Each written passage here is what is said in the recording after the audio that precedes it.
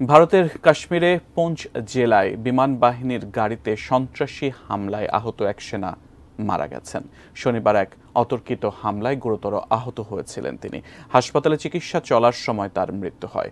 ভারতীয় বিমান বাহিনীর আরও ৪ সেনা ওই হামলায় আহত হয়ে চিকিৎসা নিচ্ছেন। তাদের মধ্যে একজনের অবস্থা আশঙ্কাজনক। পুঞ্চের সুরানকোটের এলাকায় সানাই গ্রামে শনিবার ভারতীয় বিমান বাহিনীর সেনাদের বহনকারী গাড়ি লক্ষ্য করে গুলি চালায় সন্ত্রাসী। এই হামলায় আহত সেনাদের প্রত্যেকেরই শরীরে এক বা একাধিক গুলি লাগে। তাদেরকে উদ্ধার করে নিয়ে যাওয়া হয় উধমপুর সেনা হাসপাতালে। সেখানেই এক সেনার মৃত্যু হয়। শনিবার হামলার পর থেকেই ওই এলাকায় তল্লাশি শুরু করেছে নিরাপত্তা বাহিনী, জম্মু ও কাশ্মীর পুলিশ এবং ভারতীয় সেনার যৌথ তল্লাশি অভিযান চলছে। এবছর ওই অঞ্চলে প্রথমবারের মতো বড় হামলা হলো।